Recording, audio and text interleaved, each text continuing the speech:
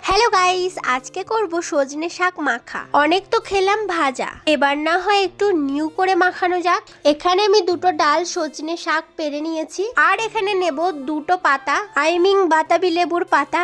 কাঁচা লঙ্কার অনেক দাম বেড়েছে আর প্রচন্ড ঝাল, তার জন্য আমি একটা নিয়েছি। আর একটু নিয়েছি লবণ, আর একটা জিনিস লাগবে, সেটা হলো জিরে গোটা। এই সবগুলো একসাথে ভালো করে মাখতে হবে। তোমরা ভালো করে ভিডিওটা দেখো, বাড়িতে অবশ্যই একবার ট্রাই করবে। ভালো করে মাখতে হবে যাতে সজনে শাকটা দিয়ে স্মেল বার হয়, ঠিক আছে? আরে কি বলবো গাইস, এত সুন্দর স্মেল বার হচ্ছিল।